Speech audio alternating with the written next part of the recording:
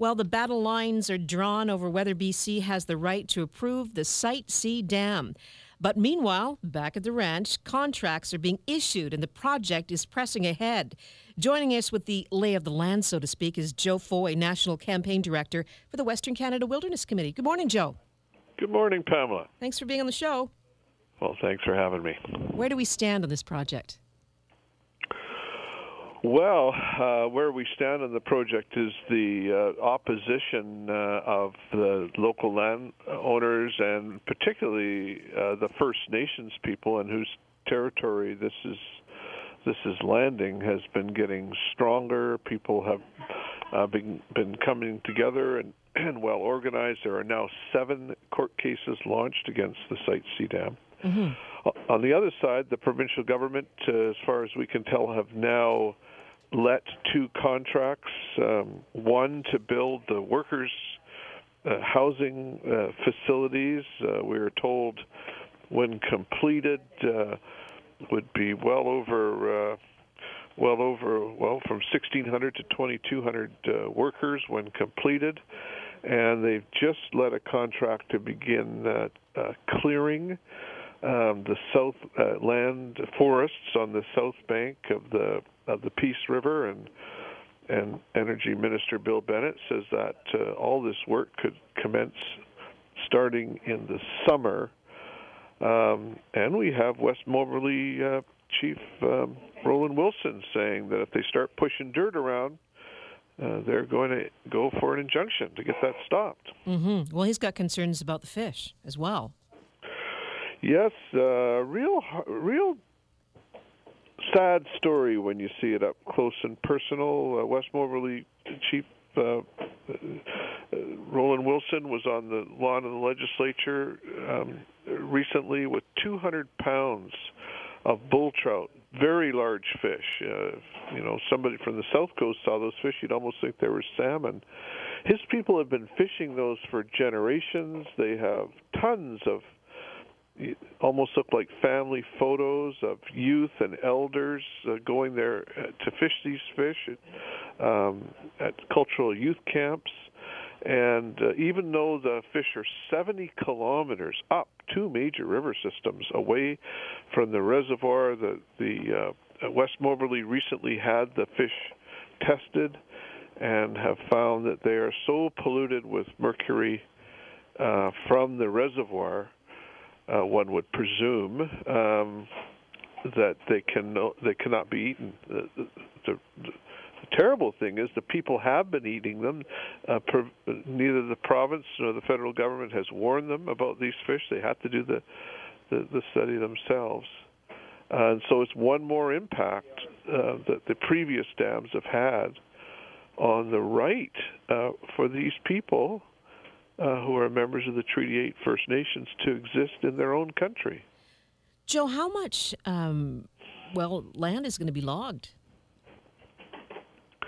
This contract that they've just released is for several hundred hectares of land.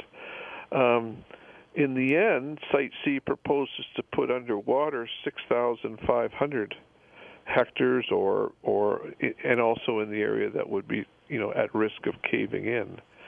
So it's a huge impact, and not all land is created equal. This is very special land. It's a low elevation river land that people and wildlife have been relying on, ever since that great river has been there. Tell us about the housing facilities that a contract's been issued before. It sounds pretty major. Are they going to be tent camps? Are they going to be ATCO trailers? What's that going to look like? I think you're going to see both. A lot to do with ATCO trailers. It's a company of Alberta. It's not a local company, and it happens. It is proposed to happen in phases. They're calling for the first phase in 2016 to house 300 people, and then second phase a further 900 people, and then third phase another 400 people. But they are saying that they could have over 2,000 people housed in this. Of course, we're saying that this is not going to happen. It's not needed, as Chief Roland Wilson says. It's a stupid idea, and it basically, takes the last river valley out of their territory, the last big piece of river valley. Stupid idea or not, Joe, and we've been discussing this for a while now. The awarding of these two contracts, to me, seems indefatigably, this thing's going to happen. Well, what is going to happen is this year, I think the very nature of what is Canada will be determined. It's pretty clear to me that the bedrock upon which this nation is built is about to shake. It's all very well for the Prime Minister to apologize to First Nations people across this country about past treatment, but this is a serious hurt to the Treaty 8 First Nations. It's clearly being done without their consent. They're doing everything they can do legally to resist it, and so we are coming up to a moment that I think will shape the country for some time to come. You mean Treaty 8's opposition to this is going to be so profound it will have the potential to stop it? Well, it will shape the country. There will be a conflict. This country of ours is a partnership. It is a partnership that started, a partnership between the English and French-speaking components of the nation. We understand the federal nature of our country, but it's also a partnership. We exist on top of First Nations countries, on nations. And those nations should not be treated in this manner. And it's very clear to me how much the people want to hold on to their country. They're tired of eating poison fish and watching their country drown piece by piece. And I think we've reached a breaking point. And I don't think our provincial government gets it. I hope our federal courts can keep us from the brink. You got to figure that the province must think they've got a really good case here, or they wouldn't be awarding contracts and pushing ahead. Well, in my view, the province are fools if they think that. The broad nature of the way our country and province is put together, the courts certainly, but beyond the courts, if we look at the broad view, after Mount Polley, destroying and poisoning, and who knows what the future lies for the Secwepemc people and their territories, and for the downstream people. The concern in First Nations territories and other communities across this province for what the heavy impact of industry means in their regions has reached a peak. And I say that the Site C Dam could very well be the breaking point. What kind of opposition might we see, other than what's going to happen in the courts? I can only say what the has been promised, and right now it's a court resistance. In the history of Canada and the history of nations around the world, when you reach a tipping point, a breaking point like this, who can predict what will happen? Is there an instance in which Treaty 8 would say yes to the Site C? Well, time is long. Time goes on and on and on. Nations go on and on and on. And great nations, tough nations, real nations survive being occupied. And they figure out a way to exist into the future. And that, frankly, is how First Nations in this country we call Canada find themselves. Is there an instant in which the Treaty 8 First Nations would say yes to the Site C Dam? I can't say. I mean, we've heard similar questions on the Mackenzie Pipeline and in other territories and other projects. The thing that we know now is that right now they're saying no, and they should be respected. Certainly no case has been made for the Site C dam. There is no sane reason for crushing these people. And clearly they've said no. They've taken their meager resources. They're going to court. There's 7 freaking court cases between them and the landowners. They've said no.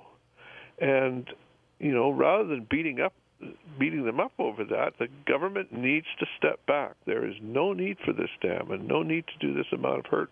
Let's bring Bob into the conversation. Hi, Bob. You're on CFAX. Thanks for calling. Yes, good morning. Thanks for taking my call. You know, this is an interesting topic in the sense that I listened to Dr. Tim Ball last week, and he was talking about the water agreements between Canada and the United States. And if you go back to the 30s and 40s and look at it, the Americans have been wanting to flood our valleys for years and then ship the water down to the States. Now, with the drought in California, it's just too coincidental that they're building this dam. We don't need the power at all. That's been proven. And now they're going to build this dam, flood the valley, and I'll bet you $1 to a box of donuts that water is going to end up going to the States because it's in our agreement with the North American Water Treaty. It's not going to go as power. It's going to go as water. Let's put that theory to Joe. Exactly. Now, just Dr. Ball. Joe, what do you make of that? Well, I mean, all I can say is I'm certainly in agreement with those in Canada that say we have to be vigilant to make sure we don't get ourselves into some agreement for major water moving from Canada down into the U.S., because we all know we'd never be able to turn off that tap. Right now, the job at hand is that this has been damming the Peace River has been proposed because we need the power, the electricity, and we don't need the electricity. And you know, I would call on all good-minded Canadians to do their part in resisting this. We're talking to Joe Foy. He's National Campaign Director with the Western Canada Wilderness Committee. He's giving us a state of the situation with the impending construction of the Site C dam. Stay with us. Email talk@cfax1070.com. Pamela McCall on CFAX 1070. Hi, I'm Al Farabee, and I'm going to do it. I'm running in this year's Oak Bay Half Marathon, and I'm hoping you can help me raise money for CFAX Santa's Anonymous with Al's 21 for 21 campaign. $1 for every kilometer I run this Sunday. Please join me on CFAX 1070 this Thursday, or I'll ask you to donate, or you can make a donation online at cfaxsantas.com. Al's 21 for 21, proudly supporting CFAX Santa's Anonymous, only on CFAX 1070. Are you living paycheck to paycheck, losing sleep, and feeling overwhelming anxiety? Release the burden in just one session. You're invited to Live Debt Free, a free counseling session courtesy of Abacan & Associates, debt restructurers and trustees. Learn 7 ways to shed your debt and get the life you've always wanted. Space is limited, so call today, 995-3122, or at abacan.com. That's ABAKHAN.com. Abacan & Associates will show you there's life after debt. We haven't put the brakes on yet, but End of the Rolls nationwide truckload sale ends soon. There's only a few days left to save on truckloads of flooring styles for 2015. Save on today's best brands like Mohawk, Armstrong, Beaulieu, Torleys, Tarkett, and more. Hurry, it all ends soon. The nationwide truckload sale on now at End of the Roll. Brand name flooring, low prices, always in stock. Come see our new location on 601 Boleskin and 2364 Mill Stream in Langford. For more than a century, General Paint has been the trusted choice of homeowners and professionals. And now you can save 30% on paints and stains during General Paint's spring sale. Hurry in May 16th through the 24th and save on everything you need for your painting project. Visit generalpaint.com to find a store near you. Retail sales only, some exclusions apply. See store for details. Well, I decided to go to Boyd because it has a location right by my house, so it was nice and convenient. Customer service was excellent when I walked in. They were very kind, welcoming. Once the parts came in, it was done very quickly, and it looked really good. Like, the paint was perfect, matched to my color. I would recommend Boyd for sure because of how well the job was done. Like, it's perfect. Real stories, real people, real help when you need it. Boyd Auto Body and Glass. It looks better than it did before. Bring it to Boyd. Insist on Boyd. Auto Body and Glass. Bring it to Boyd. So, Saturday, May 23rd, Selkirk Green Park and Waterfront Crescent, just steps behind from Jutland and the Gorge Road intersection, is the Selkirk Waterfront Festival. It's a community celebration hosted by the Burnside Gorge Community Association.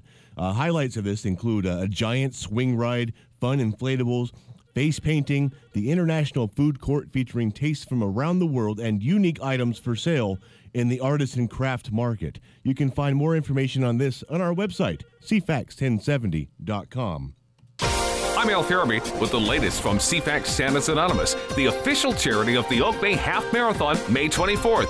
Volunteers are needed for road marshaling and to cheer on the runners. Plus, keep listening for details on how you can help Victoria Children in Need with my 21 for 21 campaign as I run the half marathon. Helping Victoria children and families in need, no matter what the need. Donate to CFAX Santa's Anonymous now at cfax1070.com. Confirming one party size with mushrooms, peppers, and salami. Right. House or apartment? House? Salad or garlic bread? How much? $4. $4? For $4, I can get a month of Crave TV, man. Excuse me? Crave TV, where I get full seasons of The Big Bang Theory, 6 Feet Under, Frasier, Doctor Who, The OC, and hundreds more. You sound like a garlic bread guy. Yeah. Crave TV. All you can watch for $4 a month with your TV subscription. For details, visit cravetv.ca. Breaking news, traffic, and weather alerts. Follow us on Twitter at CFAX1070, Victoria's News Authority. When you need to make sense of it, it's Pamela McCall on CFAX 1070. Welcome back. Well, contracts are being issued for construction of the Site C Dam. My guest this morning is Joe Foy, National Campaign Director for the Western Canada Wilderness Committee. Joe, remind our listeners how much this project is going to cost, and by your estimation, how it's going to affect our BC Hydro bills. Well, the project keeps going up in cost. It wasn't that long ago that they said it would be $8 billion. It's now inching up closer to $9 billion. You know, when all is said and done, it could very well go much higher than that if it were built. I don't think it will be built. That puts a huge stress on the company, which is already full of so-called hidden debt from their obligations to private power producers, the so-called run-of-river producers, well over $40 billion in obligations to those private companies. In my view, it puts us at risk of actually losing our publicly owned company. Some might think that's a good idea. I think it would be a terrible idea, and that means higher rates, higher provincial debt, a combination of both. Premier Christy Clark has been quoted as saying that the Site C Dam will ensure BC's energy self-sufficiency for the next 100 years at a reliable cost to the taxpayer. Isn't she just looking down the road for us? No, she's not.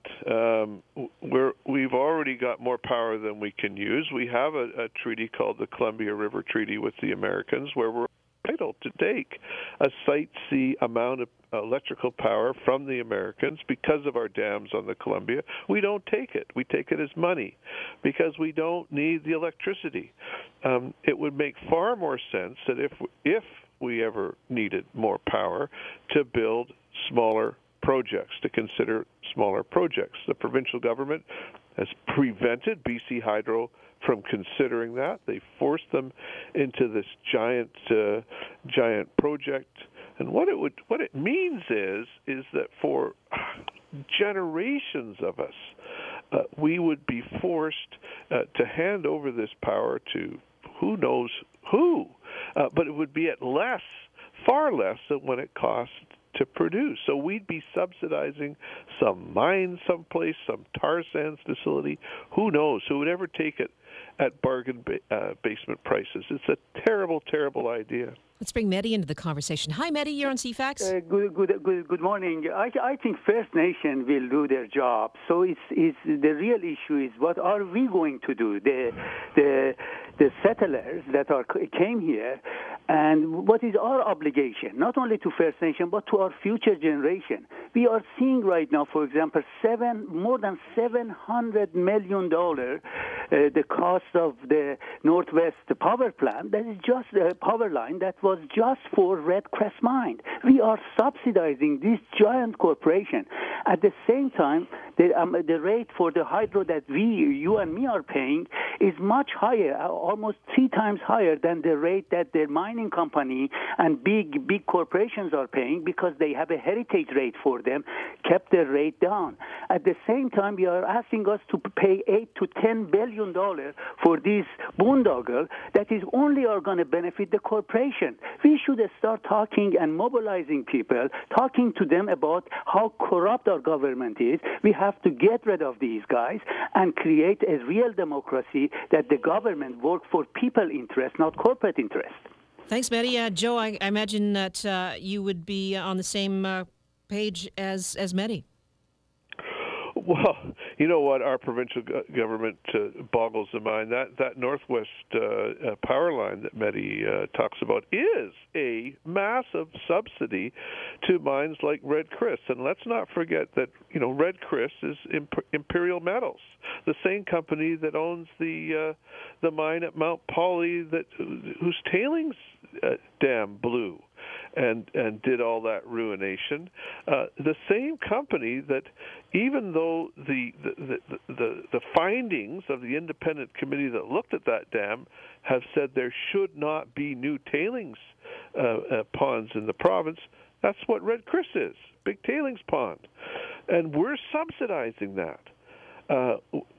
It boggles the mind. Who is this province being run for? The 4 million of us that go to work every day and try to do our best, or a few big players that do a heck of a lot of damage and suck a heck of a lot of the ratepayers' funds? Joe, you were talking about contracts being awarded to house worker housing facilities, 1,600 to 22 workers, and then a contract to clear the south bank of the Peace River. Aren't those jobs? I mean, don't people earn a livelihood off of the construction of this? Well, you cannot blame people for taking jobs, right? If the government says these are the jobs available, these are the jobs available. And so as individuals, it's our duty to go to work and support our families. And if jobs are offered, people are going to take them. And I have no problem with that. What I have a problem with is that these jobs are essentially building our own gallows. They're jobs building our own gallows.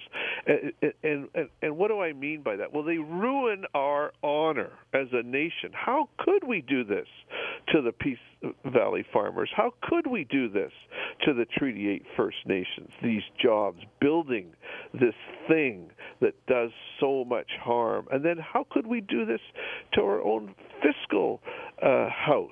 Because down the road, this will cost so many more jobs than it creates now. I have a great deal of sympathy for the individuals who would take these jobs. I have utter contempt for the government policy that creates this. Tell us about oversight or lack thereof from the BC Utilities Commission. Well, all the way down the road, people have been calling for the BC Utilities Commission to look at this thing. This is the largest proposed project in Canada.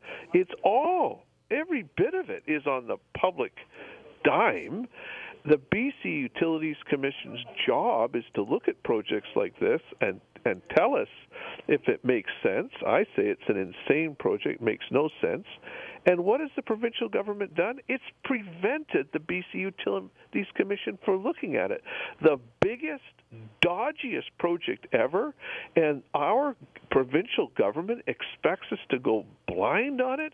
The gentleman ahead of the environmental assessment process, the federal environmental assessment process, was aghast that the BC government is not allowing the BC Utilities Commission to look at this thing. The official opposition is withholding any support without the BC Utilities Commission looking at this. Just on fiscal responsibility, this is crazy. It's setting us up to be fleeced for generations. What do people do who are concerned about this now that contracts are being issued?